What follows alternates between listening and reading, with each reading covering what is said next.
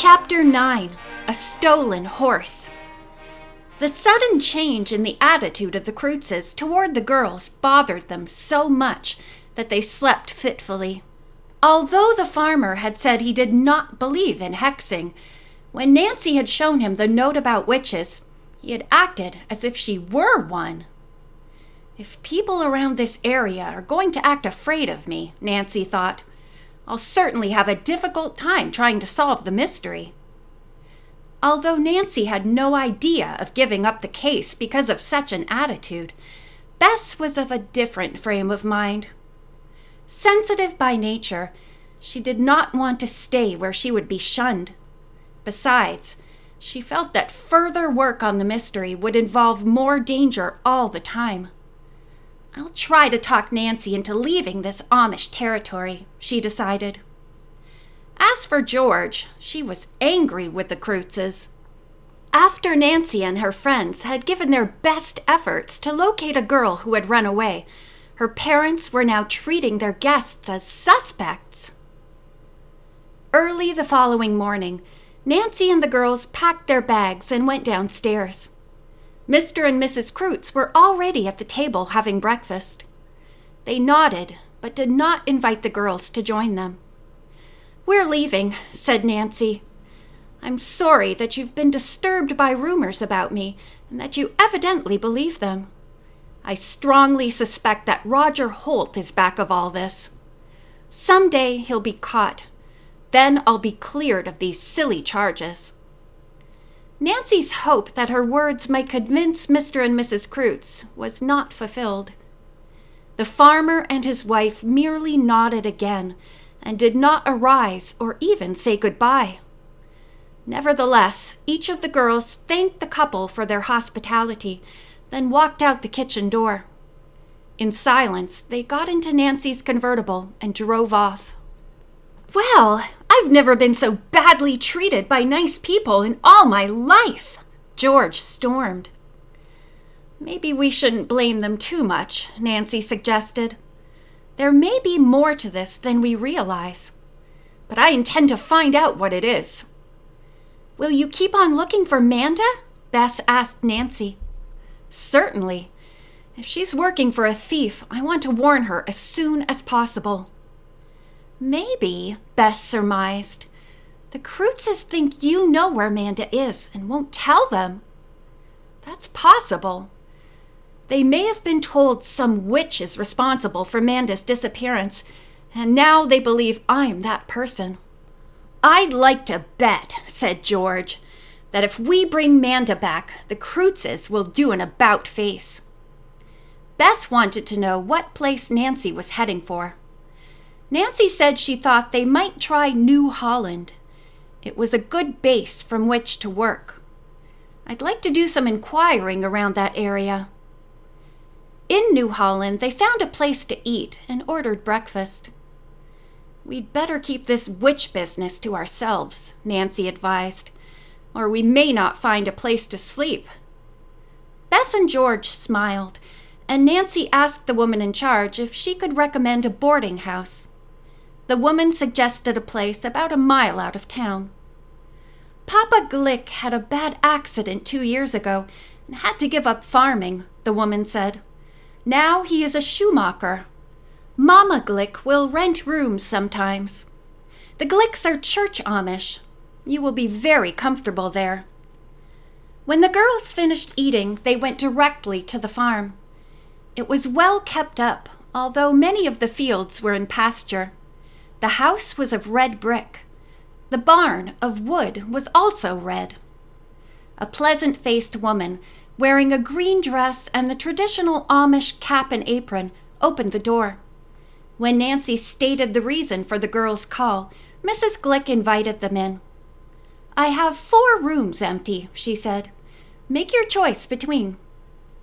The interior of the house, with its homespun draperies and floor coverings, was quaint and attractive. The second-floor bedrooms were spanking clean and just as cheerful. The girls were delighted and at once chose the rooms they would take. "You are sightseeing in New Holland?" Mrs. Glick asked. "Yes, we are," Nancy replied. Feeling she could confide in this pleasant woman, she added, "And we're also here for another reason." She told about the stolen furniture for which they were looking and their suspicion that the thief might be hiding in Amish country. At this moment, the girls heard footsteps on the stairs and a boy and a girl appeared. Mrs. Glick introduced them as Becky, age 10, her daughter, and Henner, 8, her son. "They're adorable, and how healthy looking," Bess exclaimed. Both children had big brown eyes and very straight bodies. Their hair was cut and combed Amish style. Becky wore a prayer cap just like her mother's and carried a black bonnet over her arm. She had on a long black smock over a white blouse, a white apron but no kerchief. Henner held a small-sized Amish man's hat in his hand. The boy's blue shirt, black trousers, and wide homemade suspenders were exactly the same as the girls had seen all the Amish men wearing. "Henner," said his mother, "I'm sorry to see you so dirty when we have visitors. Did you fall?" His sister answered for him. "Henner, he goes by horse stall down. Is net skooshlik?" "Yes, he is careless," his mother agreed. "Henner, go scrub yourself." The girls went downstairs to get their luggage and then unpacked. Half an hour later, they were ready to take up their sleuthing. Just as they were leaving, they heard hoofbeats and saw an Amish carriage coming up the lane. The horse's sleek body gleamed, and so did the newly varnished black vehicle he was pulling. The carriage was plain, with no dashboard or other trimming. It had a front and rear seat and was almost completely enclosed. "Papa kommt heim!" the children cried, and ran to meet him. Mrs. Glick went outside with the girls and introduced her husband, a nice-looking, kindly man, but pale compared to Amish farmers they had seen. After greeting him, Nancy told Mr. Glick what had brought the girls to Pennsylvania Dutch country. The cobbler had not heard of Roger Holt, he said, and was sorry to learn about the stolen furniture. Nancy asked, "Mr. and Mrs. Glick, do you know Manda Croots?" The couple exchanged glances, then Papa Glick said, "Yes," and added, "We do not approve of young girls running away from home, but maybe her father was too strict. Now she has taken up with Amish strangers." "Please tell me about it," Nancy begged. "Where is Manda?" "I do not know," Mr. Glick replied, "but she was seen riding in a carriage with a couple who told a friend of mine, Mr. Weiss. They are from Ohio." "Is he sure they are Amish?" Nancy asked. "My friend wonders," the cobbler answered, "because of their speech. He thinks they might be English."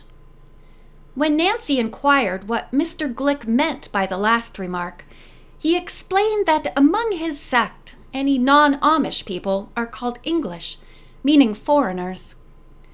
This pair wore Amish costumes, he said, and had an Amish carriage, but maybe they were just putting on. Nancy was excited over this latest piece of information. Her hunch had probably been right. The couple were Mr. and Mrs. Roger Holt.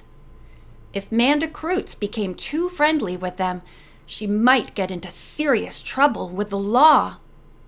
"We're trying to find Manda," Nancy told the Glicks. "Her parents want her to come home. Can you give us any other clues?" she asked the cobbler. He regretfully said no. Nancy had a sudden inspiration. "If the Holts are masquerading," she said aloud, "they probably bought a horse and carriage around here recently." "Unless they stole them," George interposed. "That could easily be done," Mrs. Glick spoke up. "Amish carriages all look alike. It is pretty difficult to distinguish one from another." Then she smiled a little. "The owners have funny ways of telling them apart. A bullet hole from rifle practice, or a high board on the floor for a short-legged wife."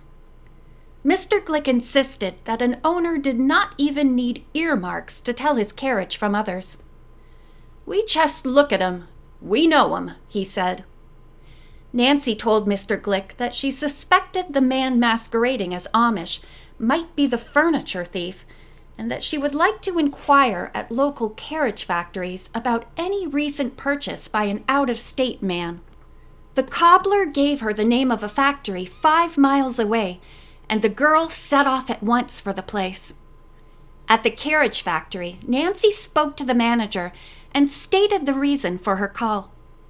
"You have come to the right place to find out," the man said. "But the carriage was not purchased. It was stolen." "Stolen!" Nancy gasped. "Do you know who took the carriage?" the manager asked.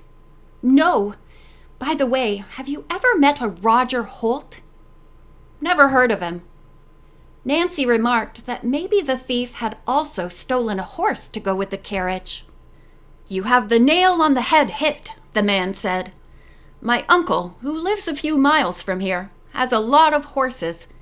He missed one the same day my carriage was stolen." "What color was the horse?" Nancy asked him. "Black."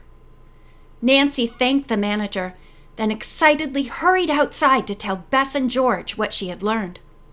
"So now," said George, "we start roaming the countryside looking for a fake Amish man driving a black horse and carriage." She chuckled. "Who wants the honor of pulling off his false beard?" End of chapter 9.